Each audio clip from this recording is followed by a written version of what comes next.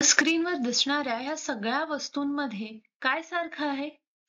तर या सगळ्या वस्तू बॅटरीवर चालतात. हो, ही गाडी सुद्धा. ही एक इलेक्ट्रिक गाडी आहे जी बॅटरीवर चालते. आपण अनेकदा विसरून जातो की आपल्या उपकरणांमध्ये बॅटरी आहेत. हो ना? जोपर्यंत आपला फोन आपल्याला त्याची आठवण करून देत नाही. तर या व्हिडिओमध्ये आपण बॅटरी कशी काम करते याबद्दल थोडी मूलभूत माहिती घेऊया. आता मी तुम्हाला भौतिकशास्त्रातील एका महत्वाच्या नियमाची आठवण करून देते. तो म्हणजे ऊर्जा अक्षयतेचा नियम. हा नियम सांगतो की ऊर्जा निर्माण करता येत नाही किंवा ती नष्ट करता येत नाही. फक्त ती एका रूपातून दुसऱ्या रूपात बदलता येते. आणि बॅटरी नेमकं हेच करते. बॅटरी रासायनिक ऊर्जा स्वतःमध्ये साठवते आणि जेव्हा गरज असते तेव्हा ती रासायनिक ऊर्जा विद्युत ऊर्जेमध्ये बदलते. या प्रक्रियेला विप्रभारण किंवा डिस्चार्जिंग असं म्हणतात. हे असं दिसतं. तुम्ही रासायनिक ऊर्जेने भरलेली बॅटरी वापरणं सुरू करता आणि ती रासायनिक ऊर्जा हळूहळू वापरली जाते आणि शेवटी तुमच्याकडे रिकामी बॅटरी उरते ज्यामध्ये रासायनिक ऊर्जा नसते. आणि काही बॅटऱ्या आपल्याला याच्या उलट पण करायला देतात. त्यात आपण विद्युत ऊर्जेचं रूपांतर रासायनिक ऊर्जेमध्ये करू शकतो. त्यांना रिचार्जेबल बॅटरी म्हणतात आणि या प्रक्रियेला प्रभारण किंवा चार्जिंग असं म्हणतात.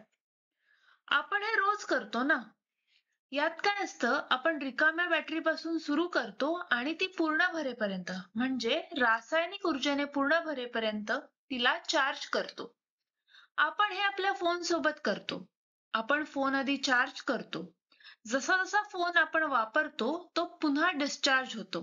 एकदा फोन डिस्चार्ज झाला की आपण परत तो चार्जिंगला लावतो आणि आपण हे वारंवार करत असतो. बरोबर? ठीक आहे. आता डिस्चार्जिंग किंवा बॅटरी वापरण्याबद्दल अजून थोडं बोलूया. समजा आपल्याकडे एक सेल किंवा एक बॅटरी आहे. आता बॅटरीच्या एका टोकाला ऋण अग्र आणि ह्या टोकाला धन अग्र असं म्हणतात.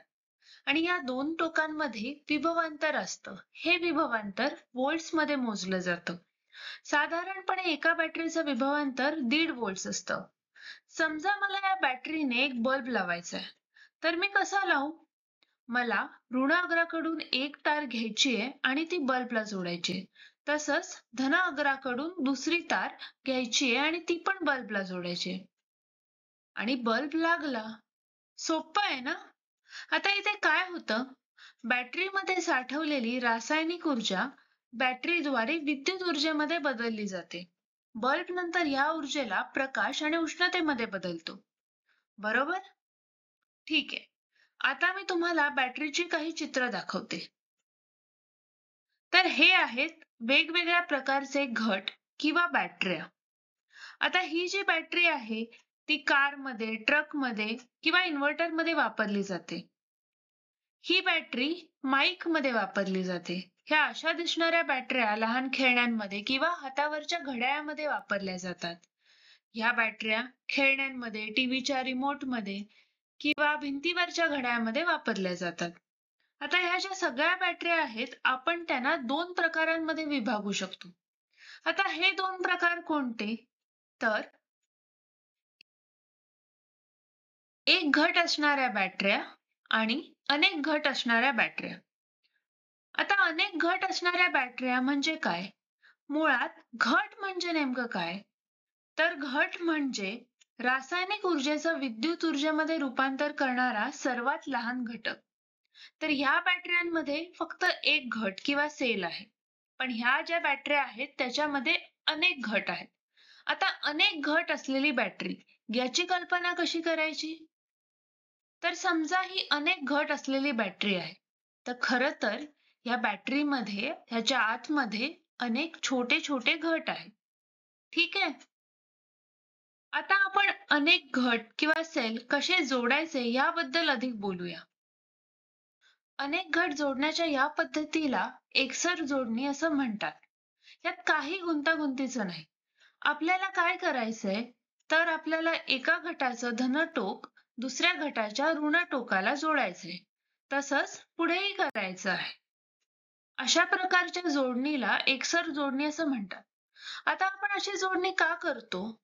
तर ह्या प्रत्येक घटाचा विभवांतर जर 1.5 व्होल्ट असेल, तर ह्या संपूर्ण बॅटरीचं विभवांतर 4.5 व्होल्ट आहे. आता हे 4.5 व्होल्ट आले कुठून? तर सोपं आहे. या पूर्ण बॅटरीचं विभवांतर हे प्रत्येक घटाच्या विभवांतराच्या बेरजे इतकं आहे. बरोबर? तुम्ही ही अशा प्रकारची जोडणी टीव्हीच्या रिमोटमध्ये किंवा काही खेळण्यांमध्ये बघितली असेल. हो ना? आता ह्याला एकसर जोडणी म्हणणार का आपण? तर एकसर जोडणीमध्ये आपण काय करतो? आपण एका घटाचा धनाग्र पुढच्या घटाच्या ऋणाग्रला जोडतो. आता आपण इथे एकसर जोडणी करून बघूया. आपण या प्रत्येक घटाला एक नंबर देऊया. आपल्याला काय करायचंय? आपल्याला एका घटाचं धनाग्र पुढच्या घटाच्या ऋणाग्रला जोडायचंय.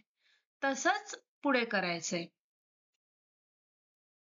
आता आपल्याला एक मोठी बॅटरी मिळाली जिथे हे धन आग्र आहे आणि हे ऋण आग्र आहे. तुम्ही ही रचना रिमोटमध्ये किंवा खेळण्यांमध्ये पाहिली असेल. पाहिली नसेल तर नक्की जाऊन बघा. आता बॅटरी ह्या फक्त वेगवेगळ्या आकारात किंवा मापांमध्ये येत नाहीत, तर त्यांच्या आत वेगवेगळ्या रसायनांचा वापर केला जातो. जसं की जर त्याच्यामध्ये लिथियम आयन असेल, तर त्याला लिथियम आयन बॅटरी असं म्हणतात. तसंच निकेल कॅडमियम बॅटरी असते, लेड आम्ल बॅटरी असते. बॅटरी बनवण्यासाठी वापरल्या जाणाऱ्या सामग्रीचे शेकडो वेगवेगळे संयोजन आहेत. ही फक्त काही लोकप्रिय उदाहरणं आहेत.